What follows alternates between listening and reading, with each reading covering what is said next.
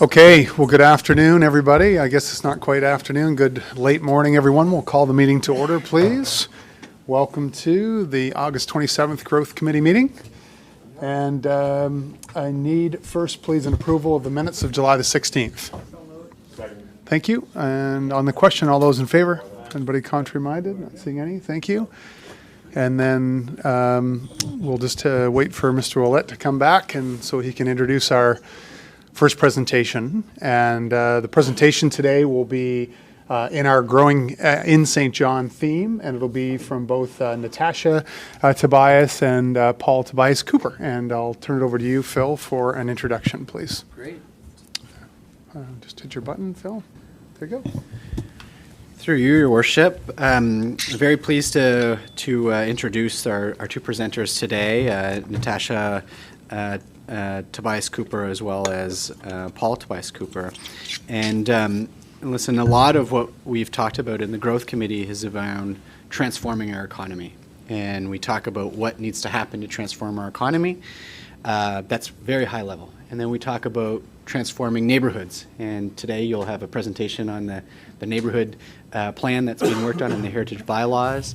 And we also talk about transforming how we interact with customers. You'll also hear about that today.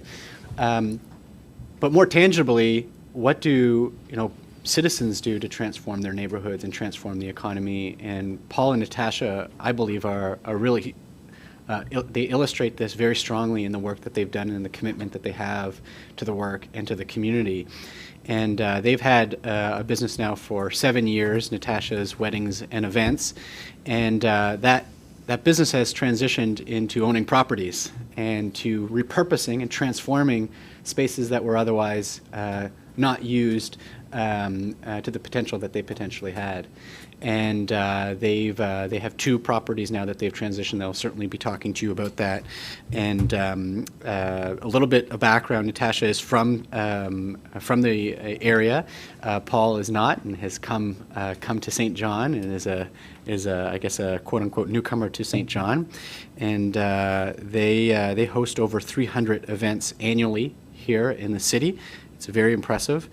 And they raise their three kids here in St. John. So with that, I'll introduce Natasha and Paul, who'll have a quick 10-minute presentation. There are some slides that they have as well, and some of the transformation, and then there'll be an opportunity for questions. So Natasha and Paul. Thank you.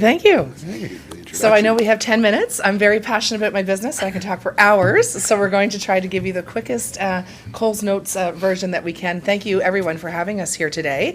And we just want to give you a little history. As Phil said, we have a wedding and event business. And when I first met my husband years ago, my event business my shop was located in Rossay, and then I eventually moved it to Hampton, where we lived, to be closer to home to the kids. And then he would come out and do 15 weddings a weekend with me, and he was tired. He thought, what can we do to make this not happen? Like, we're getting old, this is something that we shouldn't be doing, so we should have our own venue. So we started looking for our own venue, and of course, why not come to St. John, where everything is happening? And we looked at a few. We looked at one that had a fire at it before. It was the right price, but too much work to be done to it. And then my lovely assistant, Kaylin, thought, what about this old church? And sure enough, there was the Cornerstone Baptist Church that we see on the slide. And it had 3 levels, and it had living quarters, a little apartment where the minister and his family used to live. And we thought we could really make this happen. I saw this picture and knew exactly what I wanted to do with it as soon as I saw that. So we took the step and thought, let's do this. Let's sell our house in Hampton. Let's put the money and equity down towards the Cornerstone Baptist Church. And the first thing we did, I knew that we couldn't wait for it to be renovated in order to start getting business, because we put an offer in, I think it was around Christmas time or January.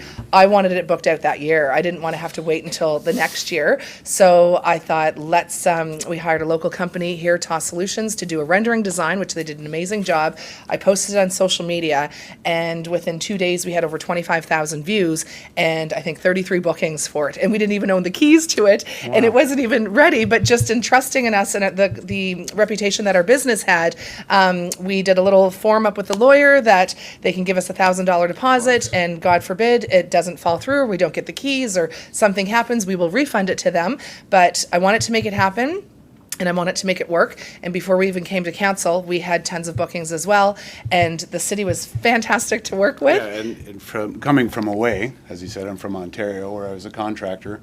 And when I first came to the one-stop development shop, I thought, oh boy, here we go, right? I mean, I've been through it in Ontario, I'd been through it in Nova Scotia. When you walked into a planning committee or to get a permit, it felt like you were going through the border, right? Like you would ask for help and they would say, well, that's not our job to help you. Here's go buy the code book, figure it out yourself. And when we came here, everybody was so helpful and told us what we needed to do, what we needed to fill out, helped us fill it out, and gave us all the bylaws we needed to follow.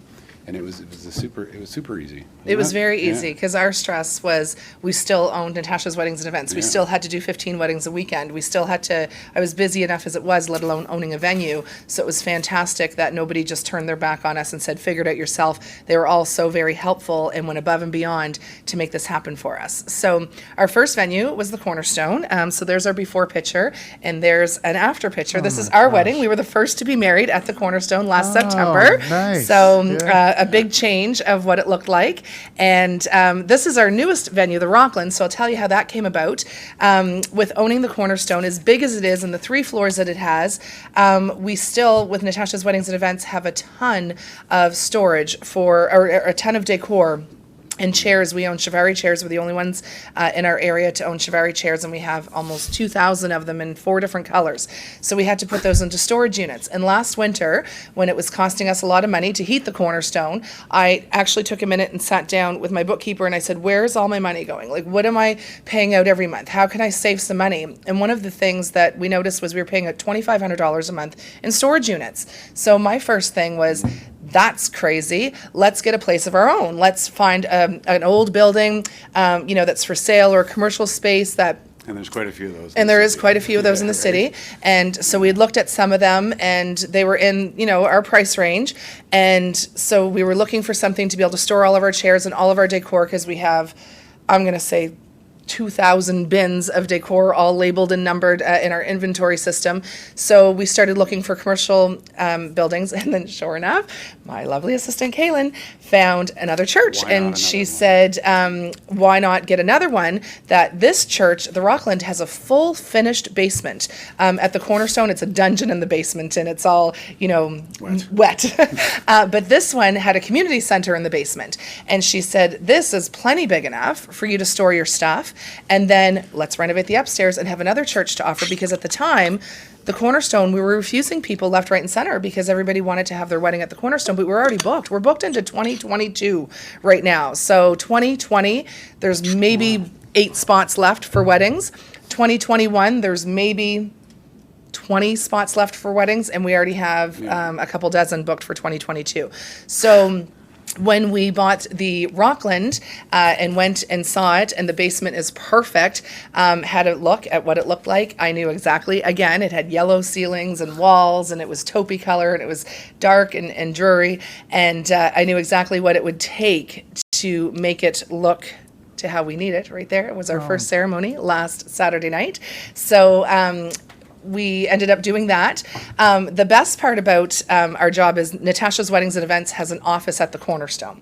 So I don't know how many times we get a phone call from a bride out west, Cayman Islands, Thailand. They all lived London, here before, but now they're moved away and they don't live here.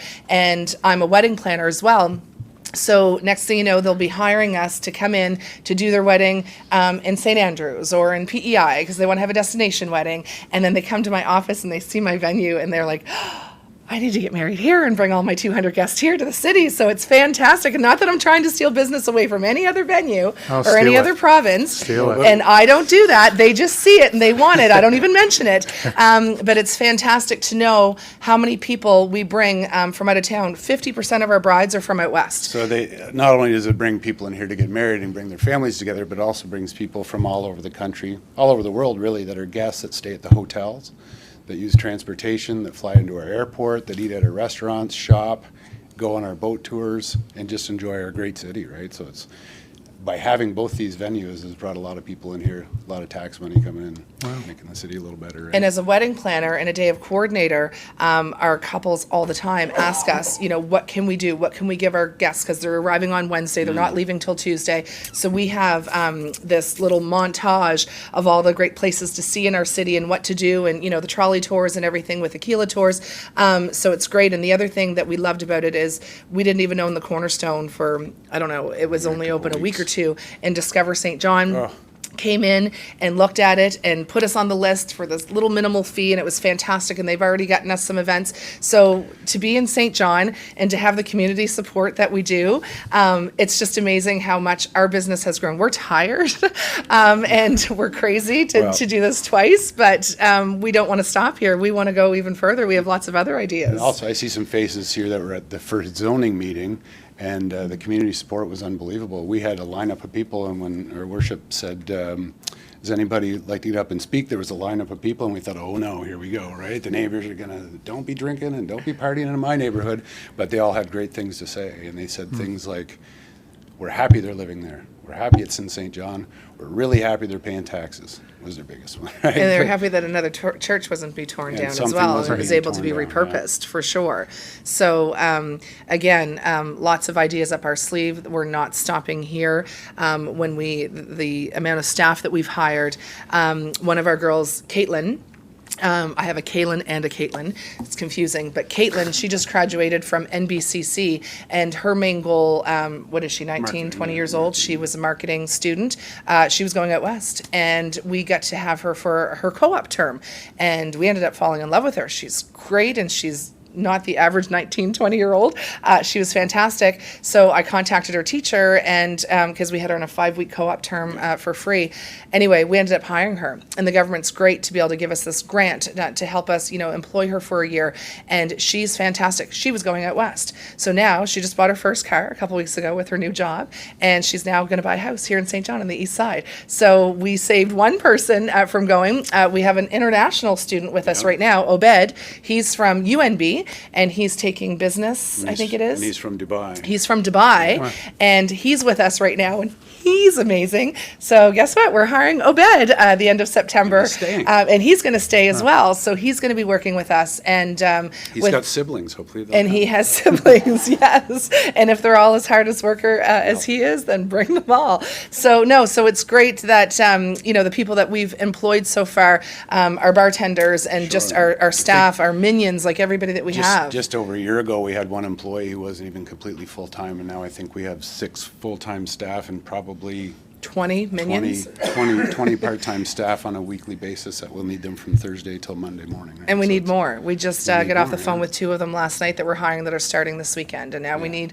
security guards. Not that you need a bouncer type thing that you would have at a bar, but it is nice to have a security guard, just to be nice to be at the door to make sure that if people want to go outside, that they don't take their drink and that stays inside, and someone to clean up a little spill if somebody spilled their drink. So Keep the neighbors happy. yeah, lots of things that we're realizing. We're still learning. I've been in the wedding business for years, but have never been venue owners. So, had no idea about the catering aspect of it, or and the other thing is too, so many people that I work with in the wedding industry, they'll talk behind other people's backs with the vendors and the competition. There's no competition here. We're all friends. All the other venues that we still work at, Lily Lake and the Port and the Hilton and the Marina and Riverside, they're all fantastic with us. We're all venue workers. We all work at venues.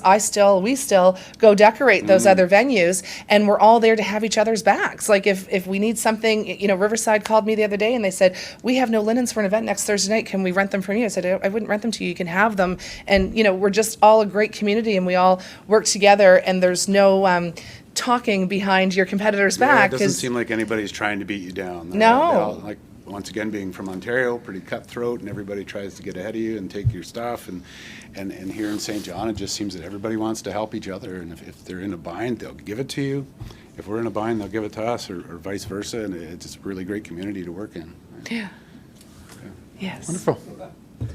Oh, There's one we have more. another one. Oh. That's what it used to look like, the Rockland. Yep. So all of the yellow ceilings and the brown, ugly pillars, and so now it's nice and pretty. There we go. There's the back view. Yeah. So it's very pretty. And these are the chairs you mentioned? They're the Shivari chairs. are very- Yeah, so we it have sounds- them in gold and silver, mahogany, and rose. Okay. So when you rent our venue, they can choose what color they want them in. So we actually just got the rose ones last year because every bride wants pretty and pink for their wedding. But for a corporate event, most people don't want pink chairs. So we have the gold and silver and mahogany for our corporate events, which are growing so much as well. So we have a huge, the Chamber of Commerce is great with us. They host an event there every month, and they're constantly bringing in new people and seeing these venues. But even our Christmas, like right now, we're booking into Christmas parties. And when I see those emails, I almost want to say, would you leave us alone until October? But I understand they need to get ahead of the game. And sure enough, we've already refused 3 people for Christmas this year because both the Rockland and the Cornerstone are booked up on the dates that they wanted. So a couple people have changed their Christmas party date to be able to have it at our venue. But when you only have 2 venues that are as pretty as that, it's first come, first serve, right? Oh, So wonderful. Once again, when we started this project as well as the Cornerstone, we were already familiar with some people at the One Stop Development Shop, and the relationship was even more incredible this time when we went and we saw like Lori Denton, our building inspector. She was super helpful. We said, Lori, we're doing it again, and she said, come have a look and tell you what you have to do.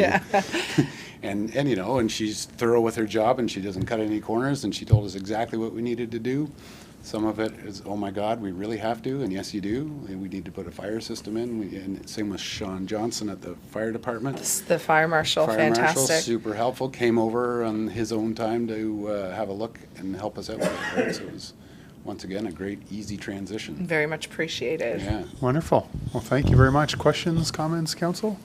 Or committee, excuse me. Deputy, go ahead. Well, I just wanted to wish you the best. And so how many weddings you said you have on a weekend, like 15? So this past weekend, we had 11 weddings, Wow. and Thursday gosh. night at a wedding rehearsal, I fell and twisted my ankle, and I haven't had a minute to go to the hospital. So I'm going to go to the hospital tonight because I think I tore a ligament or did something, and I need it wrapped. The weekend before, we had 17 weddings. The weekend before that, we had 15 weddings. So, but the best news of this weekend, we have 13 weddings, but next weekend, we only have 5 weddings. So I'm so excited that we'll actually get a little bit of a breather. Yeah. Only have So 5. it happens from the 1st of May till the end of October, but this year you normally never have any weddings past October, but we have weddings at the Cornerstone all November and December because we bought, oh my gosh, we robbed Kijiji and Facebook, I think last year, and we bought 25 Christmas trees. So we decorate the Cornerstone. It had 21 Christmas trees at the Cornerstone, all with just white lights, no decor. Sure, and not only So it was is like a it- winter wonderland. So this year, we already just bought 3 Yeah. Christmas trees last week from somebody who had them because we need more at the Rockland. So the brides want to have this winter white fur, winter wonderland wedding, and it already comes with all of the chairs, the tables, the linens, and then all the trees. So not much to decorate. So And yes, we're not busy. only is it just weddings there, we've had some great music events there. Yeah. We've had Gil Ethan Graham Ash came, and James Mullinger, Ethan yeah. Ash, James Mullinger. We've had an art show there. We've had the kids from the Oh, the art show lady. Oh my gosh, Lana Langell, maybe? Oh, yeah, She okay. always did her show in KV and Quispam Says, and she brought it to brought her St. in John, here, and she right? had the most business that she's Ever, ever had. right? So she said that she'll continue doing it at our venue from now on. Long McQuaid uses it. We donate it for their students to do their recitals probably 2-3 times a year. Mm-hmm. What's the Divine School of Rock thingy? And Oh, the Rock of Rock interactive- Ages and interactive. Quispam, They we come bring here them. to do it now instead of out there, right? Oh, So wonderful. It's That's getting a lot of good fantastic. use, yeah. Yeah, Well, I'm really happy for you. Thank Wish you. all the best. thank you so much. Okay, thank you. Thanks, Deputy. Councillor Hickey? Thank you. My button wasn't working. There you go. Just one question. What's so special about the chairs? Why? Everybody walking You're so a bad? guy. No, so before before the chairs, Just that nobody you had even them. asked that question, Yeah, I Councillor. love it, So I love it. clearly, when you're supposed are you not to married ask now? questions Yeah. like that. If you're not married now, send your fiance in. Yeah. Yeah, she'll know. Nora will know. So if you look at other banquet halls or any other room that we have available in the city, they have a banquet chair. Most of New Brunswick, they have a banquet chair, and you have to put a chair. It's mostly burgundy or forest green, or it's gold and it's stained. So for any wedding, you have to rent a chair cover to go over that. So it's a white chair cover, and they've been around since the 1980s. So if you go on Pinterest and look up weddings, you'll see that the most popular chair is a Shivari chair. And years ago, thank God for the TLC show that came out with the 4 weddings. That's why I got them, because every bride was asking, do you know where I can get Shivari Chevari chairs. Do you know where I can get Chevari chairs? And nobody in the Maritimes had them. So I ordered in gold, and they became so popular. I then ordered in silver, and then we got mahogany, and now we have rose. So you don't have to use a chair cover, and then it's more light and airy. And if you go on Pinterest and look at weddings, you'll see that almost every wedding has Chevari chairs. Thank you. Yes. There you go. That helps. Okay, thank you. All good? Councillor McKenzie? Thank you, Worship. So Natasha, you started off saying that you're a little bit passionate about this business of yours. I don't see that. I must be blind. No, I think it's wonderful. I think that it's so nice to hear that you guys are really doing well, so successful. And I love the fact that we're repurposing some of our, heritage buildings. Those too. churches are beautiful churches, and to have something like your business inside now that it's not a church is just remarkable. And it's, it must draw a lot of tourism.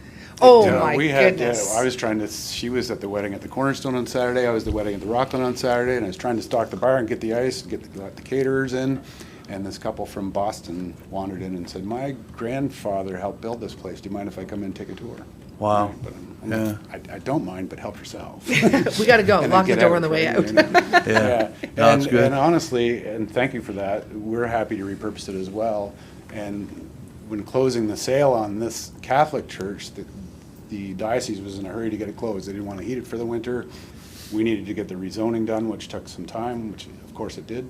And they said, well, we have another offer that we're willing to take if you can't get this done, and they're just going to tear it down. We just build want, an we just want apartment the building. money. So luckily enough, they hung in tight. To wait for and- us. and Yeah. you got it rushed through council, and Yeah. it did get repurposed instead of knocked down. We want- Well, congratulations, Thank and you. best of luck in the future. Thank you. Thank you. And if we can come up with a community program to fund that Gothic arches, we'd love to have We that. have a Yeah. plan. We'll talk about that. Exactly. I'm not joking. I would Yeah. love to have that. I know exactly what I can do with it as well. Okay, thank you. Okay, thank you. Paul just looked at you there. There was a special look Oh, yeah. between husband Yeah. and wife. I Yeah. recognize it Yeah. as well, yeah. So look, thank you, 2 million. thank you very much for your presentation today. Thank you. And I think you've given us a tremendous amount to celebrate. I think you gave us some great feedback. I wrote down a couple of things. Why not come to St. John where everything is happening? You said, Natasha, to be in St. John and get the support we've received has been amazing. And I think you've also given us a glimpse of just how you are the spirit of entrepreneurial passion. You've jumped in. It's a little bit scary. You're working your tails off. I mean, clearly you must be very, very, very good at what you do. The fact that you have the Chevari chairs in 4 different colors to offer something that clearly your customers were looking for. You have left me all of my wife's favorite movies are the ones involving weddings and earpieces and people like you probably running from one Yes. venue to the other to say, where's the bride or Yeah. something. So you've left me with all of that imagery in my mind. But most of all, you've left us today with a tremendous celebration of an entrepreneurial couple who are investing in their business, who care deeply about probably the most meaningful when it comes to weddings day in a husband and wife's life. And you're leaving us with a sense today that when somebody is working with you or they booked with you, that you care deeply about that experience for them. And we wish you, again, as my colleagues have said, all of the success moving forward. And on your challenge around the Gothic arches, I drive by it often. And some type of miracle has to happen there. I mean, it is a big We've written the building. miracle down, we just need to. Yeah, no, but it's something, so if there's some creative way, I believe there are folks that could potentially invest in saving that building. So it's going to take something very, very creative and the right person to community, almost to do it. 100%. So we should follow up on some discussion I there. would like to. And we thank you very much, and we Well, wish you and- tremendous success moving forward. Yeah. Thank Paul? you, Your Worship, and I just wanted to say one other thing. Like, I've been in New Brunswick for about 4 years and came to St. John one of the first times, and I kind of went, oh, there's some rough parts of town, and being here and even seeing the growth in just the city in the last few years has been tremendous. I mean, our waterfront's starting to grow, the things that are happening every weekend here that didn't happen even 3 years ago are great. So thank Yeah. you to all of you guys for that. It's Well, thank you. helping us as well, right? So. Well, thank you. Okay, well, thanks for coming in and sharing with us. Thank you so much. Okay, take care. Take care. Okay, can I have a receive and file, folks? Thank you. All those in favor? Anybody contrary-minded? Not seeing any. Okay, thank you. Yes. Go to the hospital. Okay, wonderful. Well, thank you very much. So, committee, we'll move on. So let me pull my agenda back up. Next item is, 1.3, customer service enhancements, growth and community development services. And I believe Ms. Poffenroth is going to walk us through that. If you just hit your button, Amy, you'll be live. Green And off we go. There we Here go. Thank you. Thank you, Your Worship. Yes, so this next item on the agenda, we're pleased to present some of our customer service enhancements that we're currently working on in the department. And today, Rachel Van Wart and Christopher McKeel will be providing that update for the committee this afternoon. Rachel is our customer service and operations manager for the One Stop Development Shop. And Chris is our technical services engineer, managing our minimum property standards bylaw program, as well as our community standards program and other special projects. So I will hand it over to Rachel and Chris to give the committee an update. Oh, sorry, let me get you a microphone, Rachel. There you go. Good afternoon.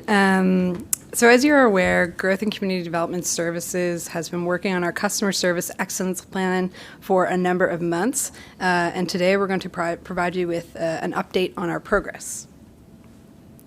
So I'd like to specifically acknowledge the team working hard on this priority. So it's not just our department, it involves both Develop SJ as well. And we are working together through a strengthened development team on 3 specific focus areas. So we are fostering a customer-centric culture, we are reducing barriers and incentivizing smart growth, and we're improving our processes to reduce red tape.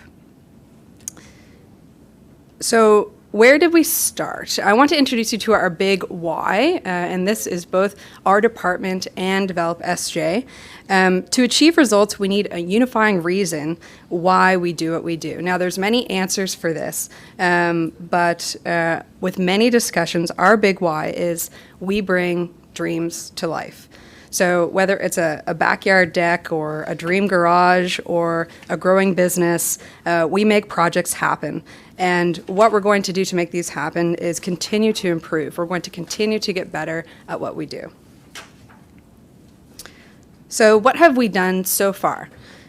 We've introduced a customer service and operations manager, as Amy had mentioned. We have a strengthened development team with improved communication, so customers will have a seamless experience from idea to action. We've implemented celebratory site visits, thanking our customers for investing and discussing next steps for their projects. We have relaxed the 6-story wood frame construction requirements to remove red tape. We've had sessions with staff to identify process improvements, to get ideas directly from the front line. We've hosted developer and consultant focus groups to provide direction on improvements. And we've created a baseline customer and consultant survey so we can measure our success. Water and sewer modeling turnaround times have been established, so we have a clear and consistent approach. We've done heritage process streamlining to remove red tape. And we've accelerated urban development incentives and heritage grants, again, to incentivize smart growth. So what are we currently working on? We are working on a robust infrastructure improvement project.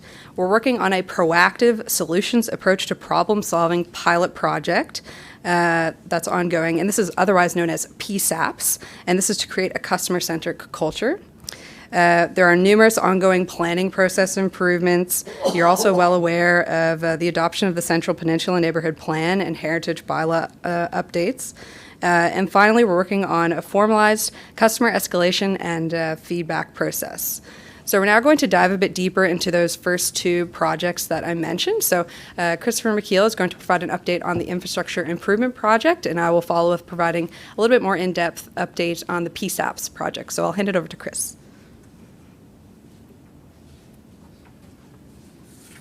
Thanks, Rachel. The infrastructure improvement project was initiated after staff received feedback from the development community around challenges in the permit approvals process. As Rachel mentioned, consultant and developer feedback sessions were held back in April in conjunction with Develop SJ to gather more information around the challenges and opportunities for improvement.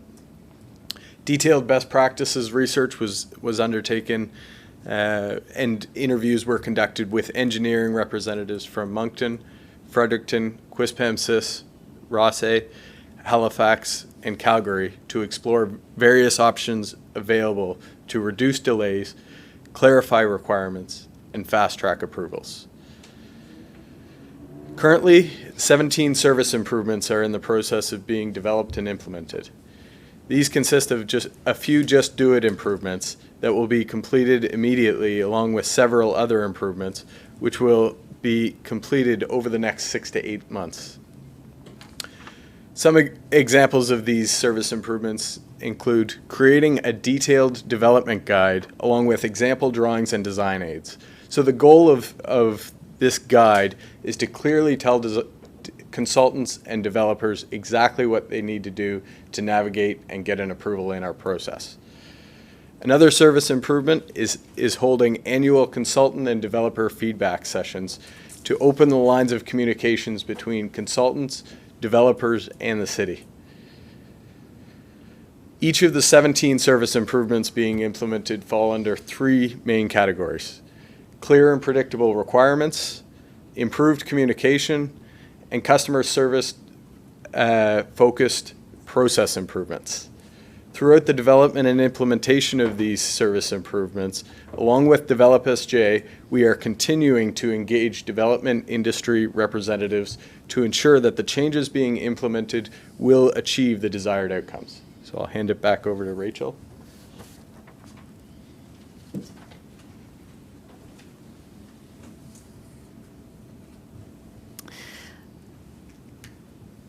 So now a brief update on the PSAPs project, which again stands for Proactive Solutions Approach to Problem Solving.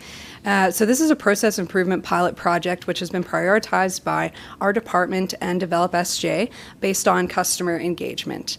Our goal for this project is for staff to feel equipped, supported, and confident to take risk, to proactively problem solve, and that customers look forward to working with us again. So our approach for this project to address time, risk, and communication, we have 7 large-scale active projects and associated staff that are working on those, that are involved in the project. And as previously mentioned, we've completed a baseline customer and staff survey so we can measure our success as we move forward.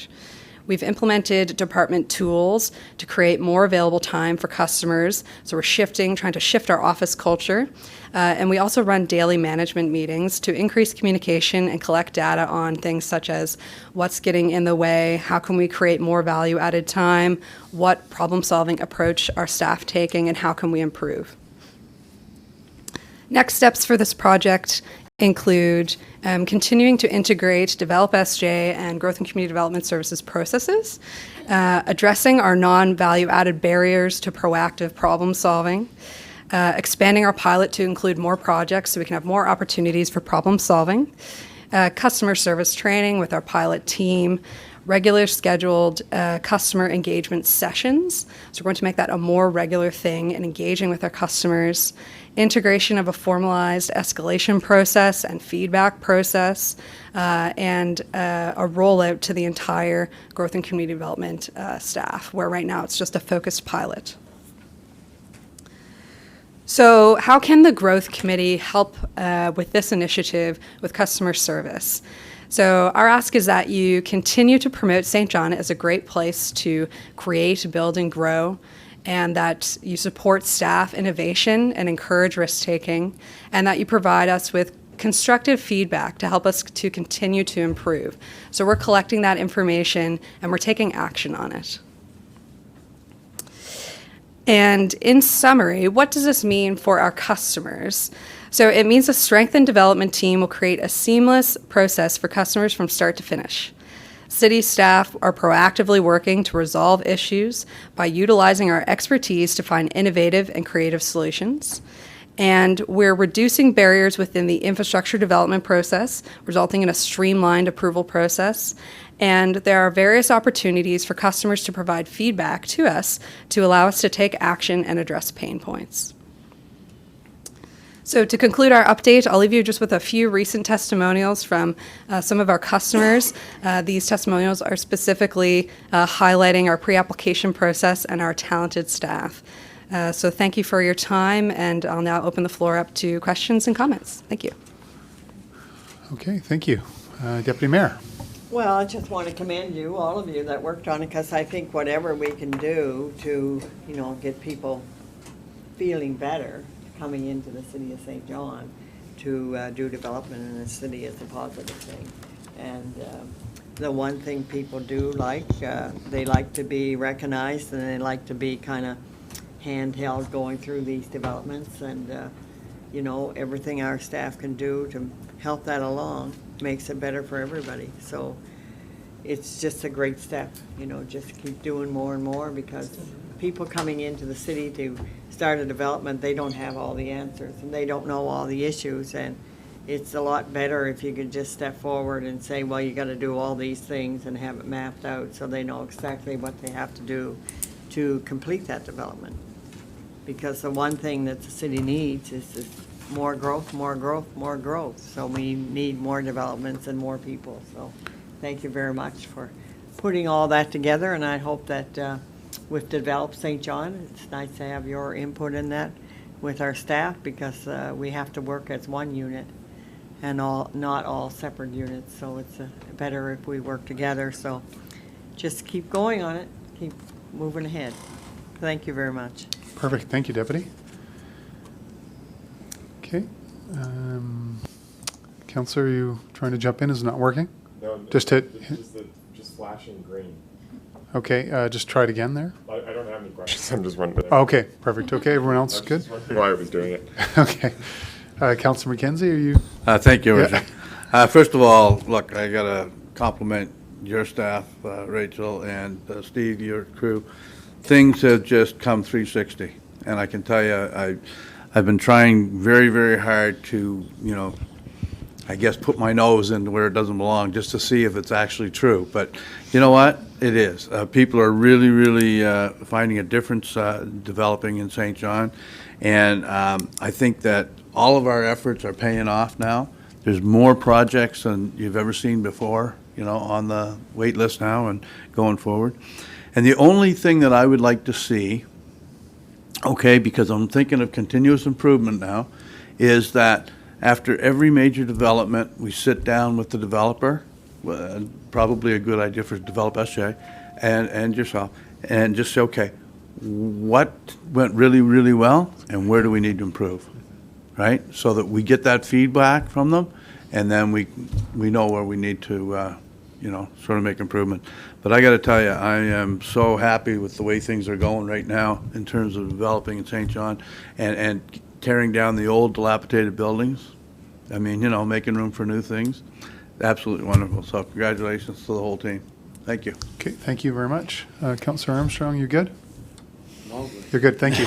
So just a couple of comments I'd echo. I think, and again, council has made growth a primary focus from day one. They were the first conversations we're having, working with our highly dedicated and passionate teams, the introduction of Develop St. John being led by Mr. Carson and his team. I think the working relationship, of course, when you have a new entity and who's doing what, I think between Develop St. John and growth and community development, I think that has continued to mature. And I think for me, to echo your comments, Councillor McKenzie, is we are talking about growth on a daily basis. Every day in this organization, we're talking about growth. We're talking about some other issues too, fiscal and reforms and so on. But so we're having the right conversations. This is what the best organizations do. And I'm really pleased, proud that we are enhancing the customer service culture in the organization. Perfect? No, but we are enhancing it. And again, it's what the best private sector's organizations do. And even just in your comments, Councillor McKenzie, that's an exceptional idea that you've just presented to ensure that within our process, we have a debrief as well, because it just gives you that opportunity to enhance again. So I do believe we are enhancing the customer service culture in the organization. The city manager, it was a mandate by this council of our new city manager. I like this facilitate over regulate. I come from the building world. I understand the need for building codes and regulation, and I get it. But I also understand, and that's why I'm so thrilled to see one of your first projects on that. How do we just solve it? How do we bring a problem-solving mindset? And you've put a couple of testimonials up, but I too have run into builders and developers who have said, some of whom, frankly, are not shy to give us constructive feedback, who have said it's getting better. It's getting better, and I don't believe for a moment we were horrible, because I've worked with municipalities all over Atlantic Canada, but it's getting better. With that, I have a couple of quick hitting questions. How will we, and I think you had it embedded there, Rachel, how will we report our progress through? Like, how will we measure that? What are your ideas there? In terms of, is it truly getting better? Like, there's anecdotal, but how are we going to measure that? Certainly. So specifically with the PSAPS project, we've taken a baseline survey with the developers and the consultants, and also with staff. And so that will be a baseline measurement. And then at the end of the project, or shortly here in the fall, as we've been running this project for a number of weeks, we're going to take another survey to see kind of where we're at, and to measure that, and report, of course, back to the growth committee on our customer service excellence plan in the future as well. So Okay. we will have measurements and things in place to see how we're improving. So. Okay, thank you. The next one, I guess, is just for our deputy city manager and acting city manager this week, and for Amy and everyone else. How can we share these lessons and this approach across the organization? I'm thinking, for example, and there's, it's probably already happening because some of the developers are also the same folks doing infrastructure work, for example. But we do many, many, many millions of dollars worth of infrastructure work, and I know that I've had some of those conversations recently as well, and they're clamoring for this exact same. And again, it's not that everything's bad. It's, look, the approach that we're taking, for example, some of those, heavy civil infrastructure type contractors are saying, we can save you money. What's that feedback mechanism? So I would encourage your active working group to also take that to Mr. Hugenholtz's, Commissioner Hugenholtz's group to say, okay, how do we get engaged with those contractors? Because we want to be hearing from everybody who wants to save us money. And so I just leave that with you. And then how are expectations being managed? Because I'm a believer that if you don't manage them, they'll manage you. And ultimately, how are expectations being managed, and are we flow charting our processes? So, so those are the two questions. How are expectations being managed, and are we flow charting these very complex processes so folks know, where they are in the steps, and ultimately, what is the expectation of the parties? We do this as a city, and you need to do that, Mr. or Mrs. Developer, as a developer. Is that going to be? So yes, Your Worship, we are working on updating our processes and mapping them out. Also with the infrastructure project, there is a development manual that could be in the works. So that's certainly something that will clear up the expectations for customers or developers that are coming into our shop in terms of making things a lot more clear. But yes, we're certainly mapping our processes. And to your other question, if you could just clarify. Just around just expectations, right? I mean, these processes are complex. I mean, certainly in my past life, what we did is we would have processes, and something bad would happen once in a while, and we would just layer other processes on top of processes. That's not necessarily always the best way to do it. So is it clear, do you believe it's clear? So for example, with a builder or developer, that if we had a 20-step process, do they know, and we don't have to, I'm way too, but I believe it's at the nucleus of some of the challenges is, do I know my role in this process, and is it clear who's doing what? So I just would encourage you to continue to ask yourself those types of questions with your interactions with your feedback groups. And Deputy City Manager? Sure. Yep. Yeah, you're live. Yeah. I'm live, okay. Just a general comment. Over the last 3 years, we've embarked on continuous improvement. And a foundation for our CI efforts is process mapping, is actually taking a hard look at the process and how do we remove barriers within the process and how do we make things more efficient. So a big part of that is visual management, and we're working hard to embed that culture throughout the organization, using visual management tools such as visual management boards. So the process piece, I think, is becoming much more embedded as part of our culture, and we're working on embedding that throughout the organization. So I think we're now over 25 black and green belts, which is a significant achievement in a very short period of time. So that's a big part of that culture is the process management side or process mapping side. Excellent. Well, look, thank you very much, Ms. Van Wart, in your new role, and Mr. McKeel and everyone else, Develop St. John, the rest of the growth and development team. This is really exciting work that's going on, and it can be difficult work at times too, but we're really tackling it. Your early testimonials are already showing some results. We just had Natasha and Paul in, who gave us their unsolicited feedback that the experience was very good, and we thank you for all the great work and for the update. So, okay, can I have a receive and file, please, Council or Committee? Thank you. Thanks. All those in favor? Everybody contrary-minded. Okay, thank you. Thank you very much. Okay, and our next presentation is, we've been waiting for it, Phil, sorry, let me pull it up here. Okay, so we're going to turn it over to Mr. Ouellette for our mid-year review of our work plan. Phil.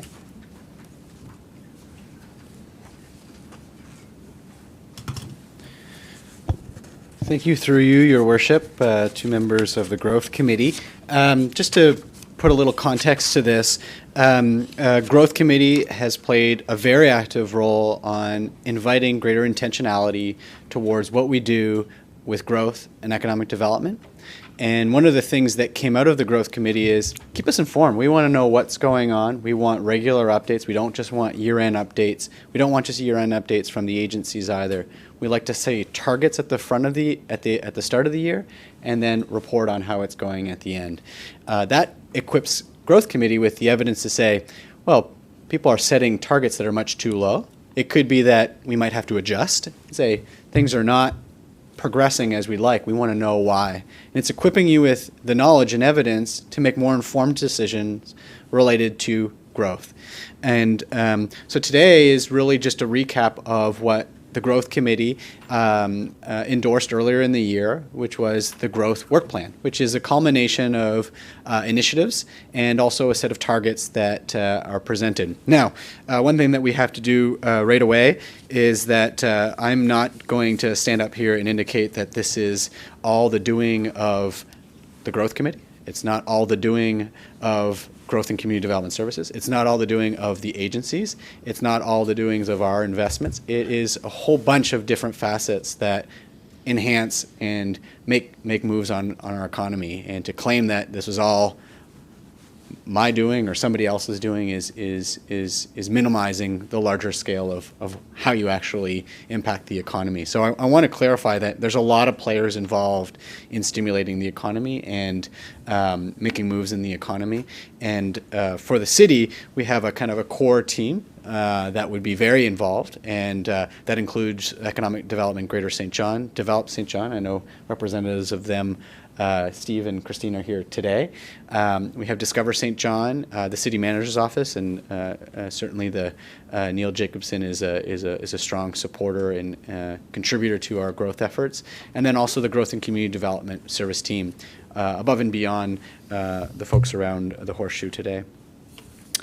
So I did want to just mention that another part of what we do is not just reporting on the, I would put the air quotes, the nerdy data on how we're progressing, but also informing the public on how we're doing. And that's really important. You know, you can get lost in tables and charts and big intimidating reports. We also just need to clarify where we're at.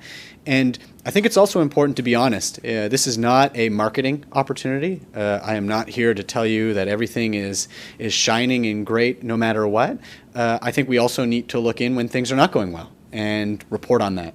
And the trust that Council and Growth Committee offer to the recipients of this, I think that's the expectation of that. So again, back to the work plan. We adopted this work plan. It is very small font for most of you, so hopefully you can follow along on your sheets versus trying to squint at the screen. I will just go through these very, very quickly. You'll see that some are complete, some are active. There is a deferral as well. The number 2 and 3.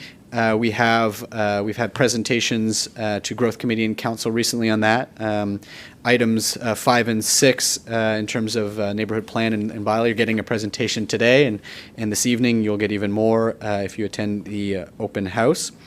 Towards the end, item 7, that's literally the presentation you just received from Rachel. Number 4, as you know, the great work that our population growth team that continues to go as well. So I'm just going to go through this pretty quick. Filling unfilled jobs was an initiative through Edge SJ, and they have filled the 350 jobs that they were hoping to fill by the end of Q2. So that's good news. The 3 catalytic growth projects, we've just recently discussed this at Council, and again, our leads for those 3 catalytic projects are in the room with Develop SJ. The introduction of New City Hall and the New City website. There'll be updates on that as well as tracking. The city website is projected to be in Q1 of 2020. The communications framework, which has been a very challenging file for Growth Committee to monitor and how we're progressing. This one is really being embedded within the alignment exercise as well as of the economic development agencies, as well as the alignment exercise that the city manager has discussed with council over the past months. The transfer of the local immigration partnership, that's complete. And as we go on, you'll see some more completes in terms of the development incentive renewal and the Heritage Development Grant funding as well.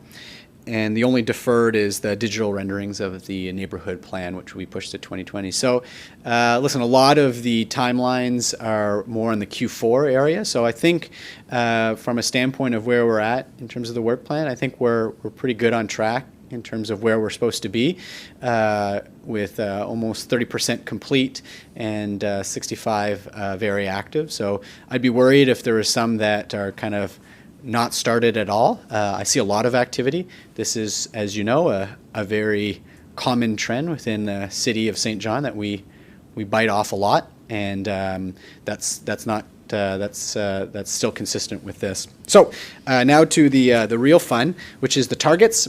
We set the front of the year targets, and then what I'm offering you today is just an update on where we're at with that after Q2 of that. And I'll kind of go through the list very quickly, and then I'll be happy to answer any questions. So the first section is all Edge SJ targets, and they've just shared that with us and also shared with us how they're at. So 2 of them, they only track on an annual basis, so they don't track it on a quarterly basis. But the 2 first items, which is on employment growth as well as labor force growth, they're both trending above their targets. So you can see that the target was 64,000, and they're at 66,000 for employment and 68,000 for labor force, and they're at 70,000. If you go further down to Develop St. John, their target is at the year end that they would be supporting $50 million of tax-based growth. And I think it's worth mentioning here, there's almost a similar equation as population growth. The efforts that we have for population growth today doesn't necessarily translate to what's happening by the end of the year. Population growth is a 2-year cycle. It takes quite a bit of time. And I would say that development is a similar thing. There's things that are in the pipeline. There's things that will happen this year that a lot of the effort happened last year. So the fruits of that labor and that support and that coordination has been happening for a while. So they have a breakdown there. I think really what is quite exciting is that they have over $100 million in the pipeline to flow over into 2020. I think that's very exciting stuff. So that will continue to be tracked as we progress. In terms of Discover St. John, a lot of these are also year-end reports, but I think there are some really strong indicators in here, including the year-to-date membership growth that they pursue. It's not just that's a leverage funding as well as support from a more community and industry standpoint. Their contracted contracts that have been generated for meetings and conventions are over their year-end target of 200. They're at 231. And their year-to-date successful bids will translate to $2.2 million of future business from the assessments that they use, which is consistent with the national averages and guidelines on reporting from destination marketing firms. So now this next section is all growth and community development services. A lot of these are familiar to you. We continue to have turnaround times on our permits much stronger than our targets. Sometimes almost half the amount of time that we predict. On the vacant and dangerous buildings program, we are on track at the current time to reach that 75,000 or 75 resolved cases. Really great success story with the community standards. This is the kind of cleaning up the properties and achieving compliance there. Phenomenal. We're tripling our year-end as of Q2. It's great. On the development grants and the development incentive program, we are on track on the beautification grant, which is similar to the heritage grant, obviously for homeowners that are not in the heritage area, but kind of similar approach. We're on track for that. On the incentive program, which is the second component, the longer term, that one we don't actually have a confirmed project yet. So that is one that we are lagging behind. We have a lot of inquiries, but no confirmed projects yet for that particular program. So we are tracking that. That's one that is important. The Heritage Grant, as you will recall, Council did endorse additional funding to that, and I think from the leveraged investment that is highlighted here, you'll notice that we are doing much stronger than projected, and I think that can be attributed to the additional investment and the word on the street that it's the time to make your investments in your properties this year. In population growth, I think this is very favorable. This is not something that is easy to change. We are in a population decline, as you are aware. And I think the last line is that we've basically increased year-to-date numbers from 2018 by 18%, which is very, very strong. And we're on track to reach that admission of just over 1,000 permanent residents by year-end. Lastly, this is a kind of a city manager special. He has come into the city with a tagline that it's all about growth, and I can confirm with you, and he's not even in the room, that he really does mean that. And he has encouraged, enticed, requested, directed departments to come forward with one growth and one customer service idea each department, and they want to do that twice this year. So we're on track to do 20 each. There's about 10 different areas that we'll be presenting on this. And one thing that I really like is that we're presenting this in council. So it's coming back. So we're doing it at the administrative level, and you're hearing it in council. And I know by the time you hear it in council, it's late. You've probably had a bunch of debates. But I think that's really important, and I'd really encourage you to comment on those and to learn more about those, because this is really initiative coming from departments that have not traditionally played a role in growth. And they're trying to wrap their heads around is, how does a Department of Water become more growth-centric?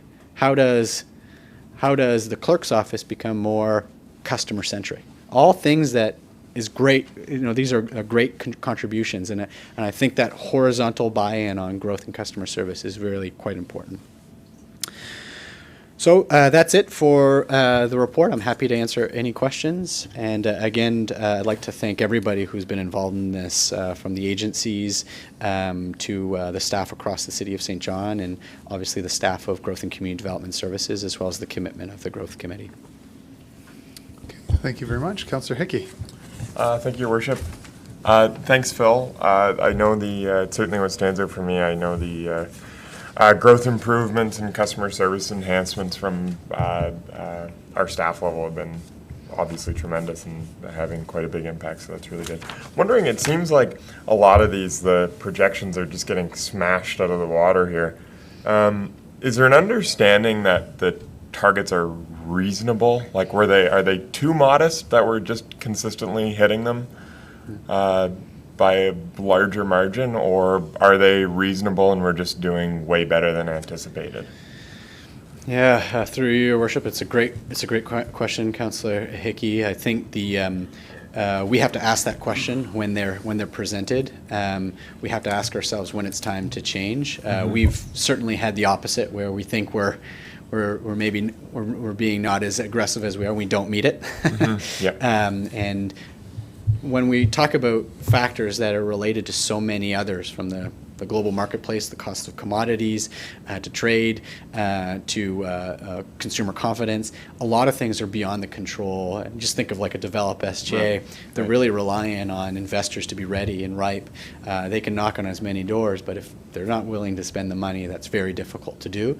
So, but I do think it's a very worthy question, and one of the things that we have to become very strong at is if there is a trend of consistent overperformance, I think Growth Committee has to say, I need to see this more realistic and give me something that's maybe more of a stretch goal and not just a goal that you're knocking out of the park. And I think that's completely reasonable, and maybe the next iterations of this move towards more of a this is our goal and this is our stretch goal, or maybe there's different tiers of goals.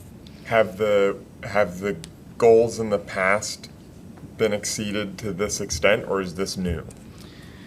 Through you, the worship, some of them have. So I think the turnaround times for permits, for example, I think we're seeing a trend. We're at the trending stage that we're doing quite well. So I think revisiting those are in the works. We got to look at that. Develop SJ, it's their second year. So I think that they're still learning in terms of tracking. Edge has just presented this new strategy, which has been endorsed by their board and the community that surrounds them. And Discover usually sets theirs from national standards, as well as what's prescribed from the contract. So I think the alignment exercise, to kind of full circle this, is an ideal opportunity to talk about KPIs, not just in this sense, but how do you translate this? How do you question it? How do we equip ourselves as the investor and partner in this to be capable of saying, is this enough? Comfortably. And I think those are all really worthy questions. So Good, thanks. Yeah, because I definitely want to see us meeting and exceeding our goals, but if it's consistent, then we know there's probably a problem with our goals. Yeah. Thank you. Okay, thank you. Anybody else? Okay, thank you. Councillor McKenzie, and then we'll go to the deputy. Yep. Thank you, Worship. Yeah, so on the same lines, Phil, the tax base in terms of the success of Develop SJ and all these projects is significantly growing. Our population growth, which is another concern that I have, our target was 1,075 permanent residents, and we're at 485 to date. Now, the announcement that the provincial government's doing, is that included in this, or is that additional? So through your worship, and Councillor McKenzie mentioned that there is a population growth strategy that has been released. The mayor sent it to me during this meeting, so we're kind of reviewing it live. And I would just mention that it's very complementary to the strategy that we already have, the population growth framework, and they are tracking the kind of direction that we're using. They want to increase the immigration levels totally for the province, and that's what we've done at a municipal level. So we've said we want to do that. So that fits, and if their cap gets higher, our cap can get higher. So I think right now what they've projected is in line with where we're at, but we'd make adjustments after we look into it, and inevitably, if there's more capacity and we have the ability to do it, we will increase those caps. But right now, those remain active, real targets and consistent with what the province has announced today. So, okay, just so that I'm clear on this, okay, there's no additional to this. We've already targeted this, and that's what the target will be. That's right. And the province will help us reach our target. Yeah. Is Through that your worship, the correct? plan, again, the 45 seconds that I had to review it, they had a variety, I think they have 60 action items, and several of them identify the local governments as partners. They would have consulted us on this plan. Our plan, the Population Growth Framework, was developed in consultation with the province and with other municipalities. The province is seeking, which is a term that we've heard for a while, by 2024, a 1% increase, so 7,500 new residents to the province every year, and we have 1,000 per year that we're seeking, and our population, that's higher than the 1%. So we're there. We're at the same pace that they're saying is like, we've got to look at this. We've got to increase our numbers. We've got to become aspirational. This is not something that is tracking. This is something we've got to do work to achieve. And to me, what has been announced today from the province is only going to help us achieve those targets. Okay.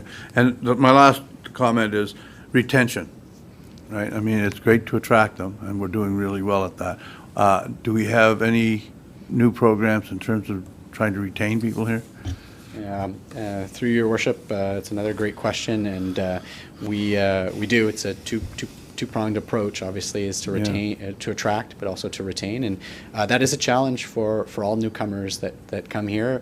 They can be attracted by larger markets, which with a perception of more employment opportunities. And that needs to be a priority as well. And there's a variety of efforts in the Population Growth Framework. There's a variety of projects and programs that are identified to support the retention of individuals that come here. So we can give you a more thorough briefing on the retention efforts, and David would be thrilled to do that for you. Okay, thank you, Phil. Okay, thank you. Deputy? Oh, thank you. Phil, great report, but I just wanted to talk a minute about the immigration partnership. So when you say the application to transfer the local immigration partnership is completed, so are we the only ones now in the city of St. John? There's no outside agencies working on immigration, like human development? Are they still involved? Or are we doing it all in our department? Yeah, through your worship to the deputy mayor, we are not alone on efforts to support settlement, creating a welcoming community. HTC will still have a very important role to play, as will Prude, Newcomer Center, as well as the YMCA, and they'll continue to play that role. David uses this term, I've used this term. Our role is really to set the table, and we want to have these partners work together, create a team environment to support the objectives that we want in terms of becoming the welcoming community. And the LIP, the Local Immigration Partnership, was one that was housed with the Human Development Council, and we've indicated, and Council has endorsed that, and HDC has endorsed that this would really benefit being held by the city.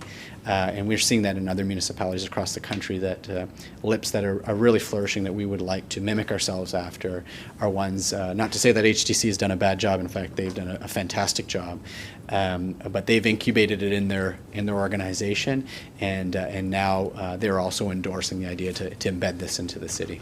So is that why you say it this way, though, submit application to transfer? I mean, I just like to see that worded a little differently.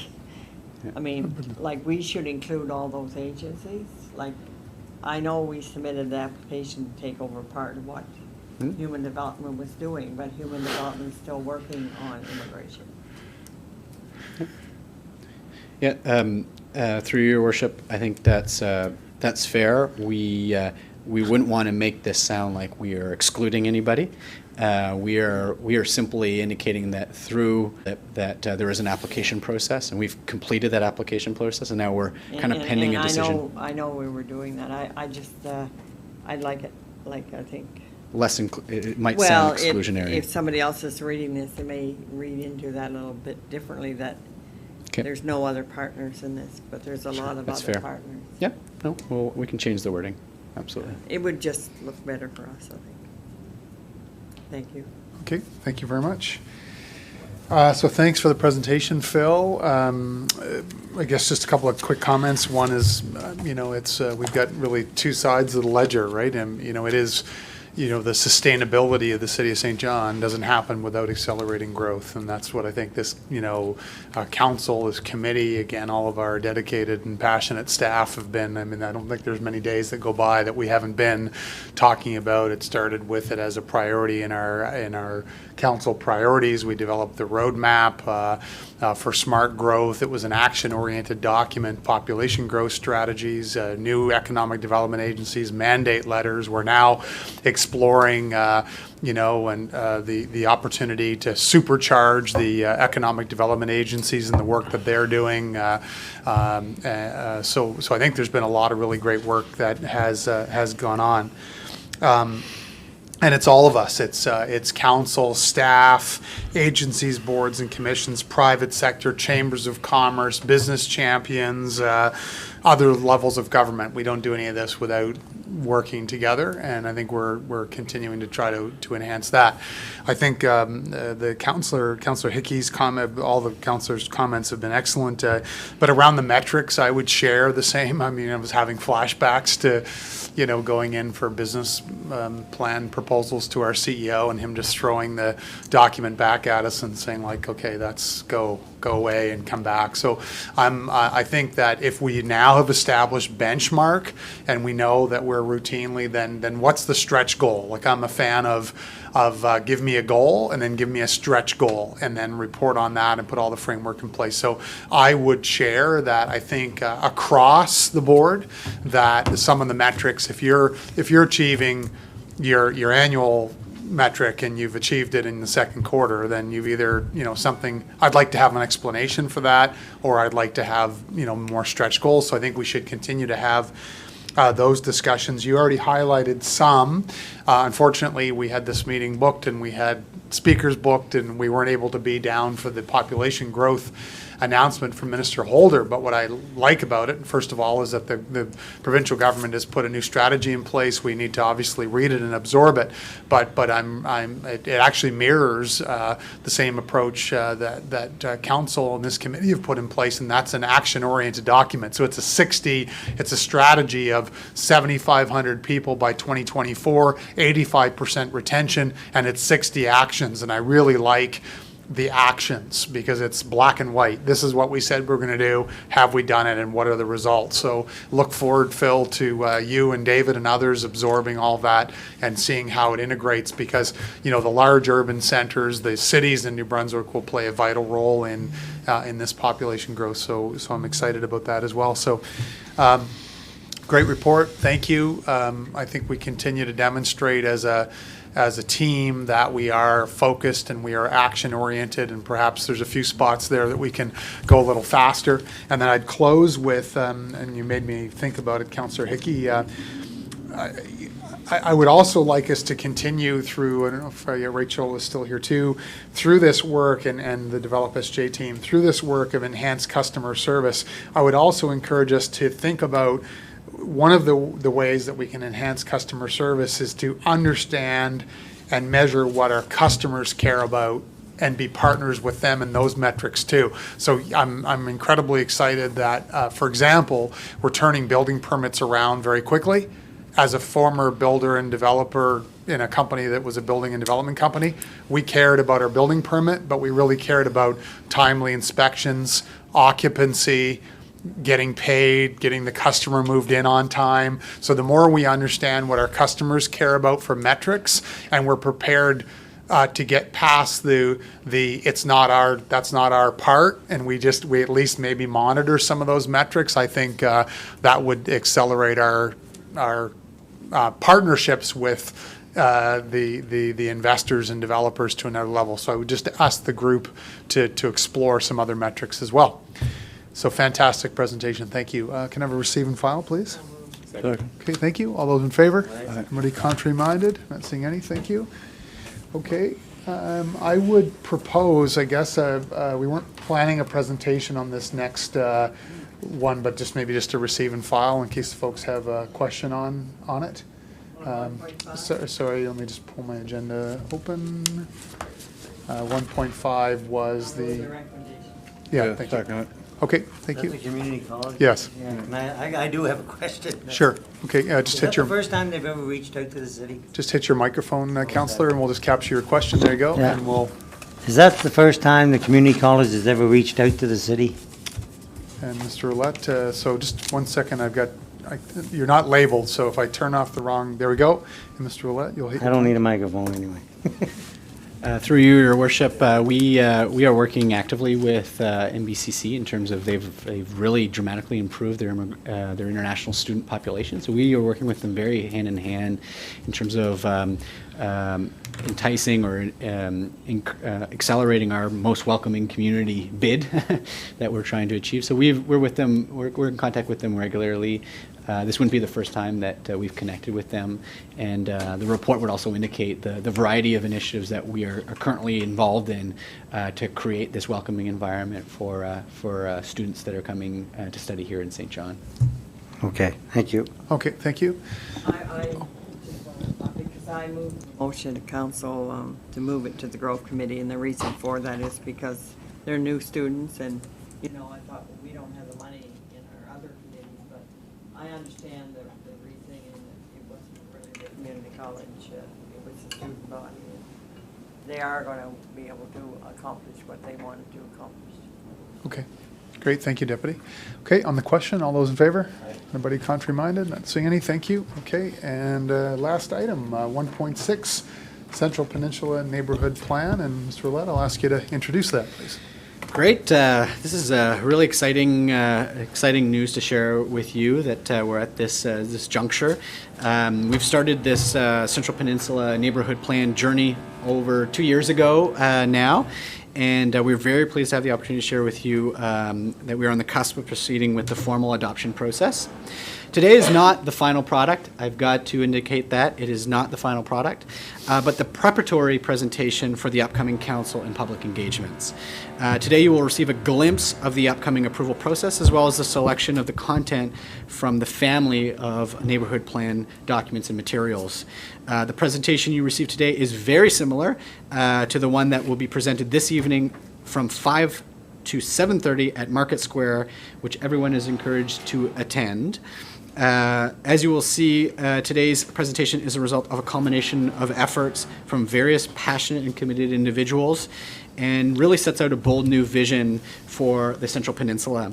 I'd be remiss not to take the opportunity to thank some individuals, including the entire Growth and Community Development team, especially Jen Brown, Emma Sampson, Andy Reed, Corey Cooper, Jacqueline Hamilton, Amy Poffenroff, Jeff Sear, who left us, but is still very involved at Develop SJ, Jody Cliffer, who is very involved, and in one way or another, still very involved in the development of the Central Peninsula, and the entire Neighborhood Action Team, the Growth Committee, and Common Council, to share a few. With that, I'd like to present to you Jennifer Brown, a planner with the Growth and Community Development Planning Team, to present this presentation. Thanks, Phil. And thank you all for listening. I know you've seen a lot of content around the neighborhood plan so far, and so now we're getting into some details, and so you'll kind of get a taste of what you'll see in the document when it does become public in front of council and in front of council. So the Central Peninsula Plan area, so just to give a refresh, we're connecting Waterloo Village, the South End, and Uptown, as well as those corridors, those important corridors into the area, as well as important waterfront areas like Long Wharf, Central Waterfront, Southern Waterfront, down on Tin Can Beach, things like that. So what we know about the Central Peninsula. So in terms of the last census, we know that the population's around just over 7,000 people. On average, it's younger than the rest of the city. And nearly half of those people live alone, and the overwhelming population live in an apartment. So we're a young population that live by themselves in aging apartments. No surprise for people who live on the Central Peninsula, but it's always interesting to see the actual statistics. So the plan, as we know, just a brief refresher, came together over 5 phases beginning in the spring of 2017. Each phase included a targeted engagement effort, which created a plan that's rooted in the community. We're hitting the final phase now and currently preparing the documents for council adoption. We're aiming to bring the plan before council to begin the legislative process on October the 7th. So when it comes to this engagement, we did a lot of engagement, as you can see here. We tried to reach out in different ways. We tried to be inventive. We did things like, a Pecha Kucha event, which is a very unique way of presenting information. We tried to really gauge the community and engage the community to be a part of this engagement effort. So the community was quite loud and consistent on what they wanted, and came up with the following direction. So they want an increase in overall public access to the waterfront, the need to address litter and waste to enhance streets and pedestrian areas, the importance of protecting heritage buildings while encouraging new growth, a desire to improve active transportation and pedestrian infrastructure, the need for more trees and greening, and the need to infill vacant lots and address derelict buildings. So these are the points that built the foundation of the plan and helped us create a vision for the heart of the city. So the vision for the Central Peninsula, and I won't read through it here, but the vision is that of a complete community. So one that's dense, walkable, has exciting cultural events, an evolving offering of amenities and resources, and it really allows the area to emerge as the reinvigorated heart of not just the city, but the region. So to get there, the peninsula needs to grow. This committee and always talks about growth. We're all talking about growth, and this plan is to guide that growth in a smart and responsible and focused way. So the plan's a 30-year plan. So it's a 30-year strategic plan for the city center. We formulated growth targets that are cautiously ambitious, but rooted in analysis. So we're looking at 1,200 new residential units, which equates to hopefully around 2,400. On the high side would be 3,000 new people within 30 years, 350 new businesses, around 4,000 additional jobs, and 350 million in new tax base. So just to give you a snapshot of, you hear a lot about the neighborhood plan, but what is the project? So the project is actually broken into 3 components. We have the first phase of the Heritage Bylaw amendments, which really focus on demolition, non-visible facades, and some housekeeping amendments. Then you have the plan itself, which is secondary plan to Plan SJ. That'll be packaged with some amendments to Plan SJ, as well as some zoning bylaw amendments. It will also produce some partner documents, and that's what you see down on the bottom in this diagram, which is the community action strategy, capital strategy, and design and public realm guidelines. The third big component of the project are the amendments necessary to bring in infill guidelines to the Heritage Bylaw. So in terms of timing, first phase of heritage amendments, they'll be in front of council with respect to a public hearing in September. We'll start the plan process, legislative process in October, and the final phase of the heritage amendments hits council in December. So since you've last seen the plan, which would have been last spring, May of 2018, we've made a few changes, creating essentially a more readable and common sense plan. This map shows you the key geographical areas being considered. So like I mentioned, Uptown, South End, Waterloo Village, you have the Central Waterfront, Long Wharf, and the South Waterfront. We're also considering key corridors that bring you in and out and through the Central Peninsula. And we've reorganized the plan into 5 big components, so 5 big buckets, if you will. So we have the neighborhood plans, the corridor treatments, building and design direction, the community action framework, and the implementation strategy. I just wanted to take a quick second to give you kind of an idea of what a neighborhood plan would look like. So when you open the document and you want to look for the Uptown, what are you going to see? So an Uptown neighborhood plan, you're going to include direction for the Uptown Core, Central Waterfront, Long Wharf, and Trinity Royal. So We got even more granular looking at the uptown core. So what you'll see in that neighborhood plan is a description of what's currently there, also an idea of where the community is looking to go in the future. Some design characteristics and goals. We have our famous growth concepts, and also some policies and proposals for when things are happening in this area, what can council use to direct their decisions? That'll live in these areas. We also made sure that every neighborhood plan has some action and outreach items. We know that they used to be held in one large chapter. Anything that was particular to a neighborhood, we captured in that neighborhood. So with the uptown core, we have these growth concepts that look at catalytic development in the uptown core. So along the waterfront, in terms of Fundy Key, we all know that that's centered for and positioned for catalytic development. What we do is try to create a policy framework to make decisions that will get us there, that lives in the plan. So kind of a sample of the actions and outreach. So we know that, and these are all coming from public engagement. We know that, for example, we need to look at a waterfront tourism strategy. We look at the success of the relocation of Area 506 this year. People are very excited to be on the city's waterfront. So how do we capture that while still allowing it to be positioned for catalytic growth? We need to look at that. We know that. And we have it there in an action so that we're able to say, okay, we know we need to go after this, but it can't be us alone. So we have strategies for partnering with the right stakeholders to make this happen. With respect to building and design, I think the biggest and probably loudest success we're going to see is a new approach to height, which allows us to have a very simplified process for height throughout the Central Peninsula, including the heritage areas. So simple map, you come in, you want to build, we are able to tell you with a visual how high you can go. We also will be determining step backs through a similar proposal. So height will all of the Central Peninsula will be dictated maximum height through this map. There'll be a secondary map that says, okay, if you, essentially the step backs are put in to protect the existing street wall character, to make sure that our complete streets stay comfortable and make sure that the pedestrian environment is respected, because that is what the community has asked for. With respect to the community action framework, we have,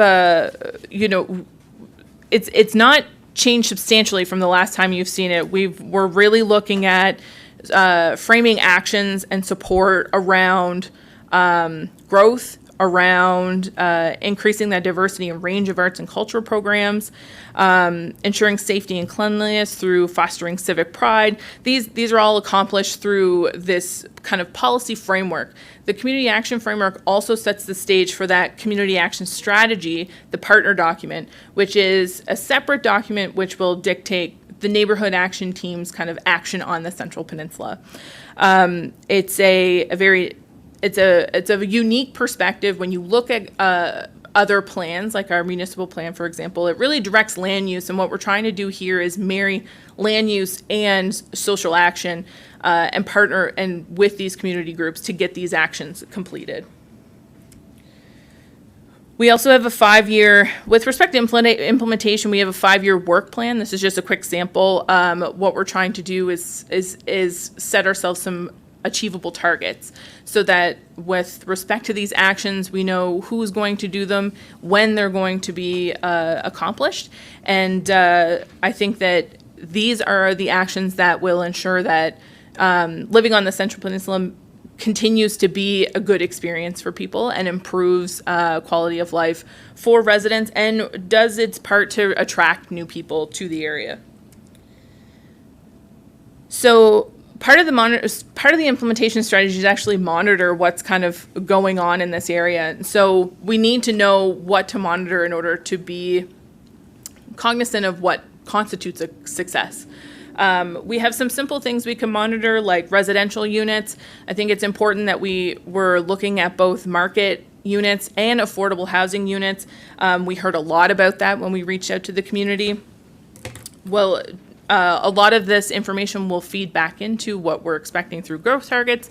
So, very common sense and very simple. We have we've kind of spaced it out that we'll come back to council to do report cards annually, but we'll do a review of the implementation strategy after 5 years. So meaning, have we accomplished what we've set out to accomplish in that 5-year work plan? Also, what are the monitoring components looking like now? Report on that to council in whole after 5 years with a full review of the plan in 10.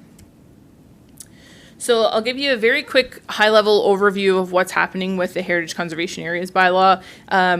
More detail can be found in the presentation that will happen this evening. Market Square Atrium presentation starts at 5:30. The event runs from 5 to 7:30. Get my plug in now.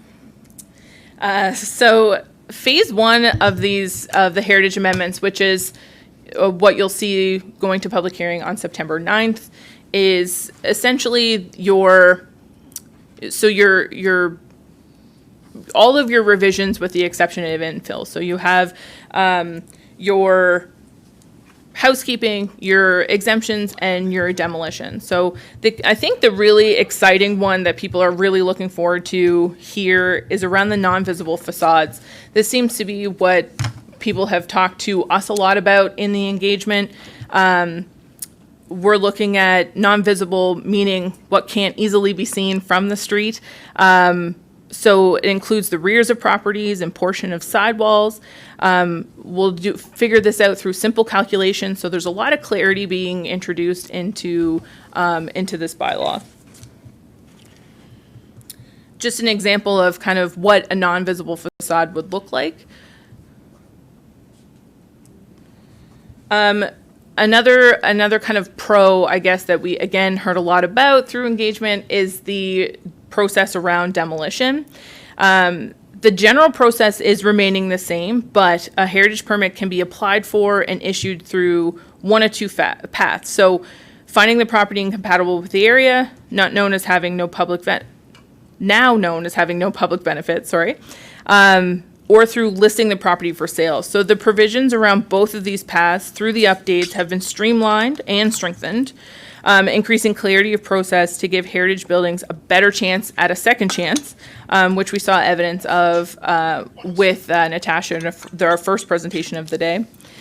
So this is achieved through items such as required public advertisement on buildings that are proposed for demolition and requiring a 12-month listing period, where now it's just 6 months. So with phase 2, and phase 2 will be packaged with the Central Peninsula plan, so the secondary plan, and phase 2 amendments were kind of created in conjunction with one another. The phase 2 infill standards create new guidelines, so they allow for a bit more flexibility than what we currently have now. So it's a tiered approach.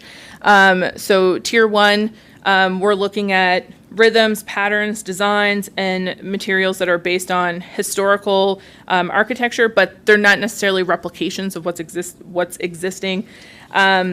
Tier 2 is more contemporary. Tier 3, very contemporary. So there's a broad range there. So with that range of what we'd like to permit, there's also structured processes around this, around the heritage infill guidelines. So very simple. Tier 1 would just be the Heritage Development Board. Tier 2, you're looking at the board plus a heritage impact statement. Tier 3, which is the most contemporary of designs, will have kind of the most robust process, which would include a heritage impact statement and third-party peer review. And the understanding is that that would still go through amendment and would still ultimately end up being the decision of council. So in terms of the overall project, what is this bringing to the table? So what's changed since, I guess, not having this plan versus having this plan? What are we going to be looking at? So, we are looking at the center of the city in the heart of the region, and we're introducing a new progressive 30-year vision for this area. there's a big focus around customer service delivery right now. Our department is really exceeding the targets we're setting out for this, but we know that there needs to be clarity and simplicity around design processes. And the clarity and simplicity will lead us to good quality design.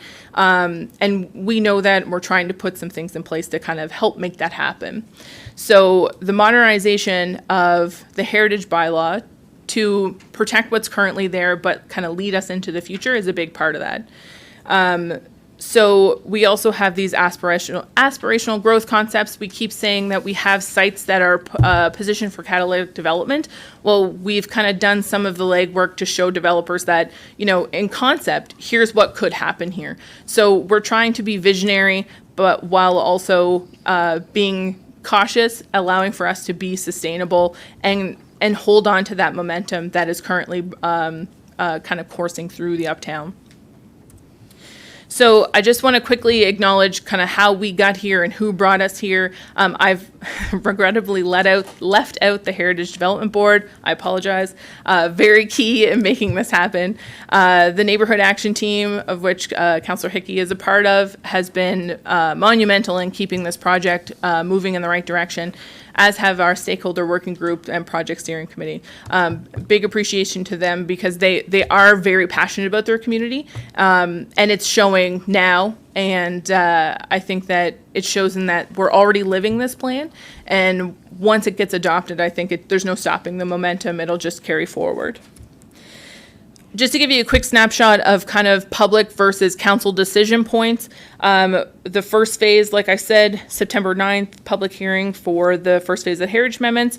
The 30-day comment period for the plan itself begins the day after it's presented to council on the 7th. So in that period between October 8th and November 6th, there'll be another information session which will detail out the plan for the public. The Heritage Committee will meet and go through those second phase of amendments in November. We'll have the Planning Advisory Committee consider the package in late November with our public hearing for the plan and the second phases of amendments happening in early December. And just one more plug for tonight's event. So you'll see a presentation similar to this with more detail on heritage. Presentation starts at 5:30. It will light refreshments served. It should be a very good time. I think that it's a really good opportunity to start celebrating the success that we've had so far and the success that we're headed towards. Thank you. Thank you very much. I'm going to have to go. You've got to go? Okay. Yeah, So, anytime. are we looking to receive and file? Yeah, I thank guess? you. So it's let's just receive and file it for the record just before you go. Okay, somebody move that, please. So moved. A second. Okay, all those in favor? Aye. Contrary minded, okay. And then we'll ask a couple of questions. It's a little bit out of order, but anybody have any comments? Councillor Hickey? I do. I will just reiterate to the committee, I think Jen's comment that I was a member of the neighborhood action team is a little much. My first meeting was the day they were taking pictures for the front of the document. So I really can't say that I put too much, that I contributed all that much to it. But Jen, if you can briefly, can you just highlight for the committee of two, I suppose now, that why did we need this plan and why do we need this kind of direction specifically for the Central Peninsula? Yeah, I think thank you for the question. It's a great question, and through you, Your Worship, to Councillor Hickey.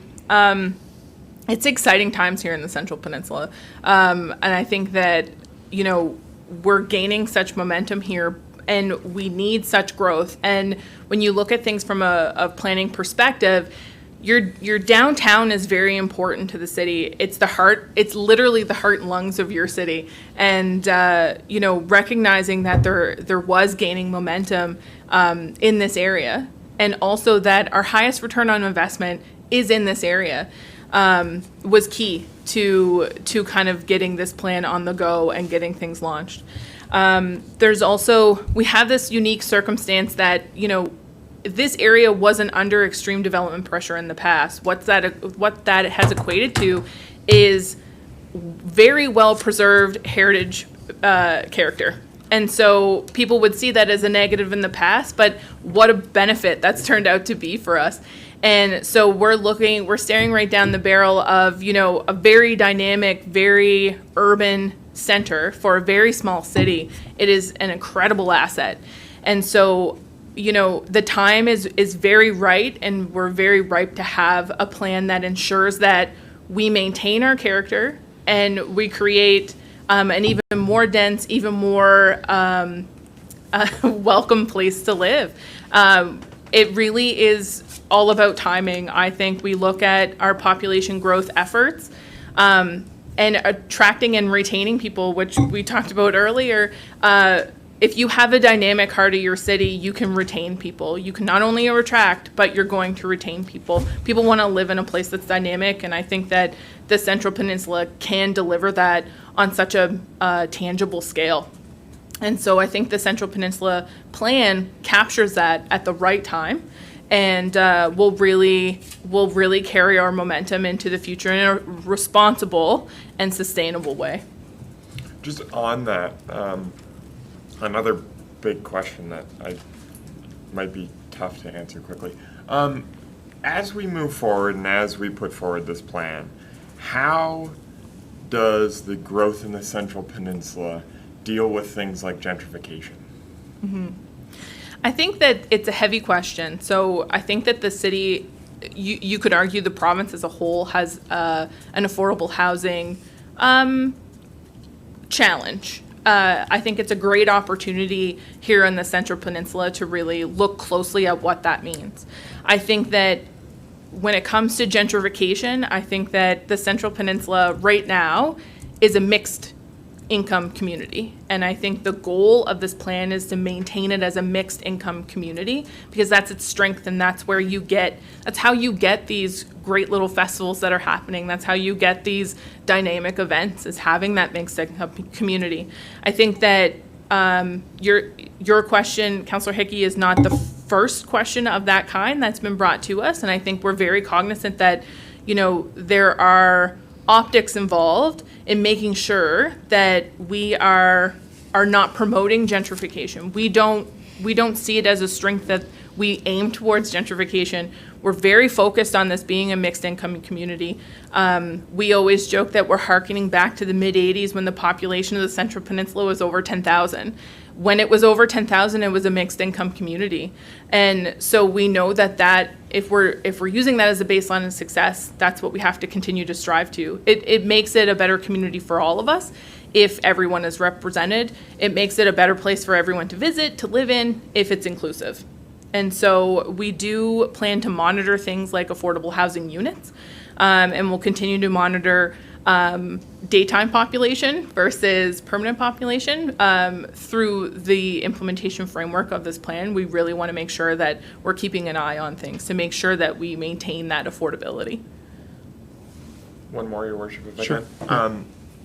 Jen, how, a little bit off topic, off the plan, but moving forward on the Central Peninsula, one thing that's been consistently clear to me is that we have a vacant lot problem, and that infilling has to be a priority. How do we get beyond that when we're stuck with owners of property of undervalued vacant lots that aren't willing to give them up, right? The scenario being we've got people with prime real estate development opportunities on the Central Peninsula. Their lot's valued at $7,000, so they pay their $200 a month or $200 a year in property tax and leave it at that. How do we get beyond that to responsible, good infilling that the plan lays out? Our Commissioner Hamilton's not here today. However, I will say that Phil is here, and our department is doing quite a lot to build a very strong relationship with the province to make sure that these kind of things are considered. As you know, we don't we don't have a lot of power in that kind of avenue. But we have programs that we've introduced. So there's a few. Rachel is key in the success of the Vacant and Dangerous Buildings program. What is not often talked about with that program is the success story of a lot of these buildings that were on the list being taken over, redeveloped, reoccupied. We have another little program that's kind of sitting in the wings that's called the Property Match Program, which allows for people who own these vacant buildings or vacant lots to put them up on our website to create kind of an opportunity for partnership for people to take over those lots. We've had a recent success story on Harding Street where someone purchased a otherwise vacant building that had partially burned down, purchased that building and the vacant lot next to it, rebuilt, and is living there now. So there are things that we can do and we are doing to get there, to get past that vacant lot. I think, honestly, some of the market pressure that we're having right now is going to answer some of that because that didn't exist before. So people, sat on these lands because there wasn't the, for lack of a better term, vibrancy that we're currently experiencing. We had a bit of lag in our vibrancy. Now we're living in a vibrant community where people want to live. I think the natural market pressure will kind of eat up some of those vacant spaces. I would add as well, Councillor, that we should do some work as committee and council to define what does success look like with comprehensive tax reform. Right. Mm-hmm. Like, is it just double tax? Is it just, so one of the things that we've asked for is the ability to set tax classes. So your vacant lot or your lot with a dilapidated building, the tax bill shouldn't be $100, it should be $5,000, right? So we need to be empowered as municipalities, and at the same time, it's a free market. I mean, we would be careful. Our role, my comment would be careful. Our role as council, we want to be encouraging and moving and being an attractive place to invest. Well, we can't punish necessarily an investor who's decided they're going to ride out their lot holdings and wait for a bit. We got to be careful not to get in the way of a sort of a free market. But I think your question was a good one. Thanks. Yeah, I suppose because to your point, Your Worship, I think the only measure legislatively that we're left with is expropriation. So, well, I'm not saying that. Yeah. I think but I think that's legislatively. Just to kind of loop around back to the plan. I mean, the Central Peninsula Plan will build investor confidence, and I think that's very key in answering some of that issue. Okay, thank you, Councillor. Councillor Mackenzie, excuse me. Sorry. Thank you. I should have wrote that down. No. I guess I had 2 points to make. One is that there's only so much land in the peninsula. So I got to congratulate you for putting the height restrictions on because, so many times you go uptown someplace and you can't see anything because you got skyscrapers all around you, right? So, I mean, I like that idea because there's going to be a lot of pressure, And the other thing that I really like is the fact that we've dealt with the roadblocks for people that wanted to buy heritage buildings, but they just couldn't afford to follow the heritage bylaws. It was just craziness. So I think those two things, along with the, working to get the new school uptown and waterfront development, I think it all comes together now, and I look forward to seeing the end result very shortly, and then moving on to the Old North End neighborhood plan. Thank you. No better place than Ward 3, right? Thank you. Ward 2. Yeah. Thank you both. Thank you, Jen. A couple of quick comments. I'm looking forward to presenting tonight or participating tonight.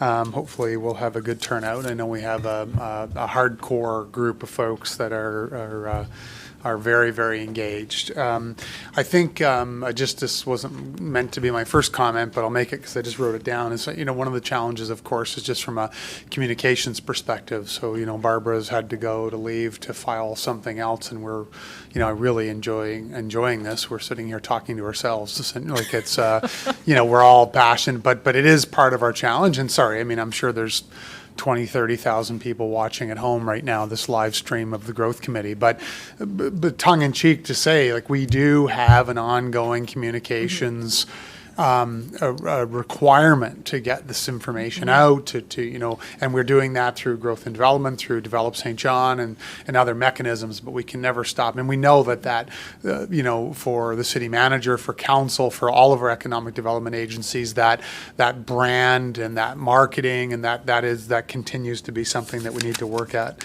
One of the things under the theme of City Connect, and I was of half a mind to bring a motion forward, and I think it bridges to the councillor's last comments. I know we said, look, let us do a neighborhood. I always have to say the word action plan because it has to be about action, and then we'll be able to take some of those lessons and start applying those to, to other places like the North End. And we know that the North End is starting to get some attention, and there's been a lot of vacant land become available, and there's a lot of great intentions. One of the things I'd like to see happen under City Connect is I'd like to see the Main Street go on a road diet with two lanes, a lane in each direction, immediately turned into active transportation, walking, riding, Segway lanes. And I think if you did that, with obviously the help of the province, we painted it green. That in itself would while we're continuing to try to get going and continue the momentum in the Central Peninsula, that in itself, I think, would be a boost in the arm. And what's the cost of that? We need the province to say yes. We need them to help us a bit. There's probably some funds nationally through FCM. I'd like to see us, even though we're not going to get to the North End neighborhood action plan overnight. I'd like to see us take an action like that, and I think that there'd be a huge celebration of a move like that, and I would like it painted green. It's so that people get that is yours. You walk on it, you stroller on it, you jog on it, you bike on it, and so there's that. I think that.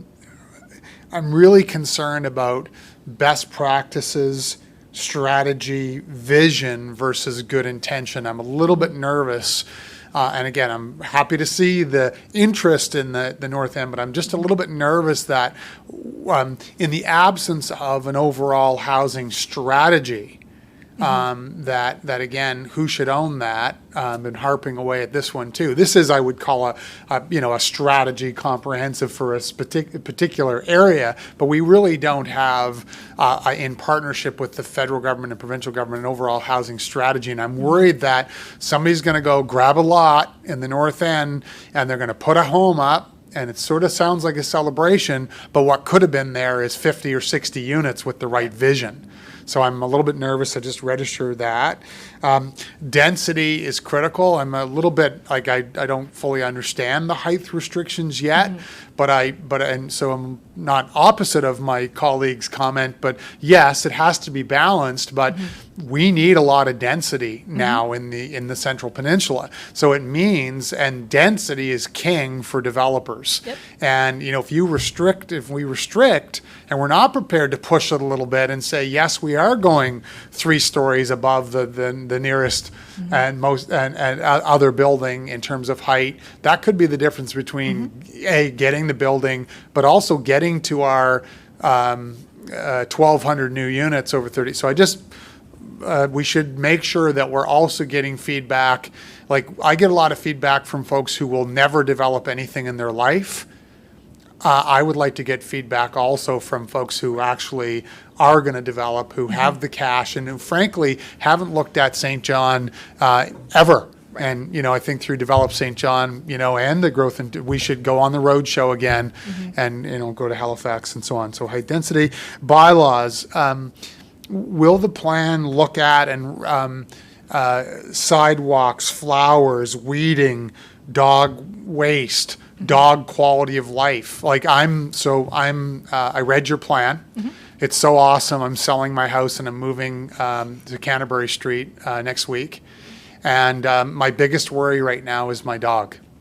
That's my biggest worry. He's a suburban dog. He's now going to be an uptown guy. But all kidding aside, so I know it sounds silly, but I'm going around now saying, okay, we're 34 meters to the nearest grass patch. like, and all of a sudden, like, so around the sidewalks, flowers, let's not be afraid to also bring back some of the community of the 40s, 50s, 60s, where no one would have screamed at the city because they had weeds on their 20 feet in front of their house. So, and then we see it already. We see folks really adopting their 20 feet and loving it and putting flower boxes up. And so, you know, as we continue to work through this, let's not also be afraid to say, you know, we do need your help. And the dog example is, if my dog's happy, and we're like, dogs are a big part of the Central Peninsula lifestyle now. As we make policy decisions in the future, like why not 20 feet by 100 feet on the former Coast Guard building that we just took down as an urban dog park? Why not more dog patches every 50 feet because, you know, dogs need like grass for some reason? You know, I just use them as little examples. Phil? Just a quick comment on that, and I think this is something that is indicative of what we've discovered through the engagement process, and the mayor's illustrating it perfectly, is people are very passionate about the Uptown and the Central Peninsula and the different neighborhoods. And one of the things that we want to encourage is for folks to take on community-led initiatives. And a lot of these ideas, because literally if we just kind of dreamt up everything we want to have accomplished in the Central Peninsula and then gave it to the department that's responsible, it won't happen. Yeah. And what we want is to see, well, listen, you know, and I'm not kind of pushing this back to the mayor, but, you know, is there a group of dog lovers that could get together and say, you know what, let's think about this plan from a dog lover standpoint. What do we need to do, right? And what about, you know, what about more spots? Let's not just, if it's truly a community-owned project. So when council in years to come say, you know, let's forget about the plan, let's do something different, there's going to be a community that will come out and say, no, you know, we did this together. This is important to us. And actually, I'm leading some of the initiatives. It's not just the city. Sure. So that's really important, I think. And through this process of informing the public, that will be something to say, you can have your fingerprints on this, and it's the community action strategy that gives you that outlet. So create a community of the willing, of support, and pursue your project, put it on, say, we want to be tracked on this, we want to be phone called, you know, when we miss our deadline, and we want to add on, so. Yeah, no, I think thanks for the clarification. Demand and supply, I believe that there's more demand than there is supply, so we need to be, and my point in saying that is it's all interconnected.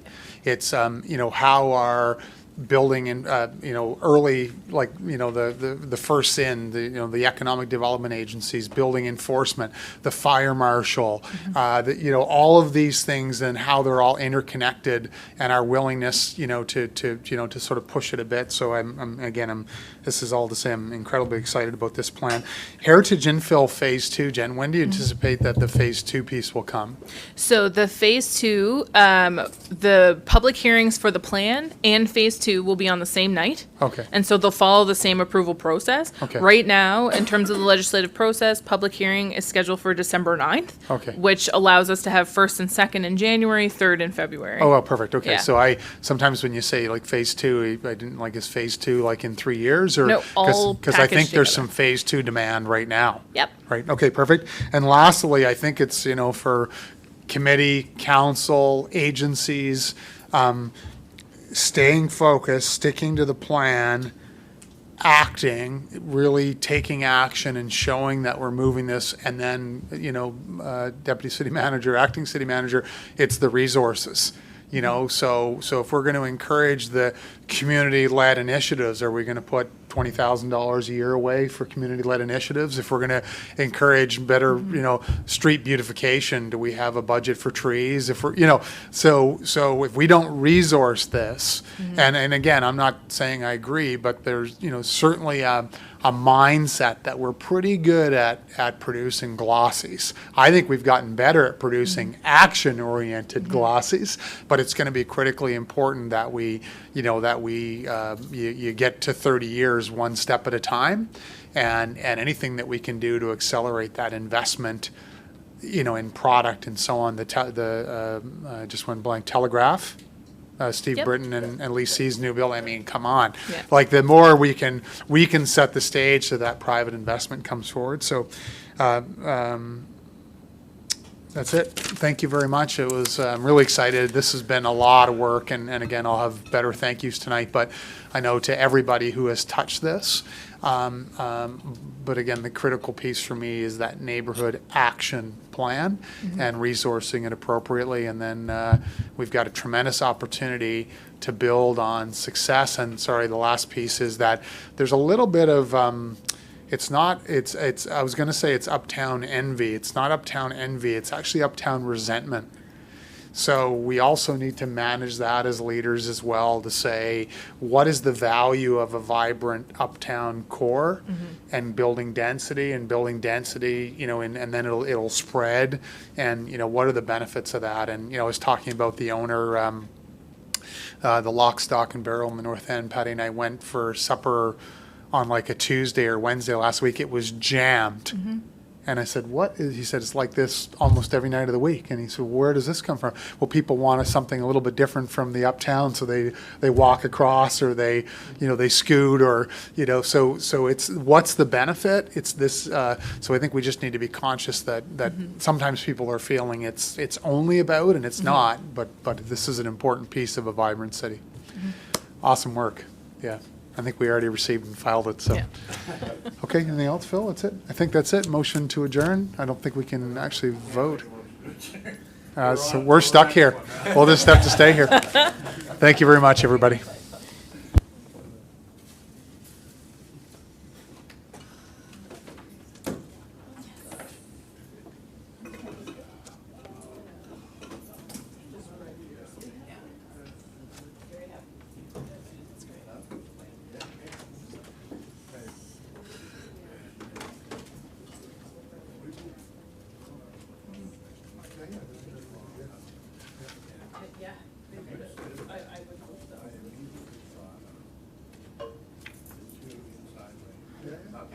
No, inside, yeah. So you have to be in there already, so you need, obviously you have some kind of barricading. I've got pictures from like, I didn't just their bike lane mechanisms are incredible. Especially the curved one.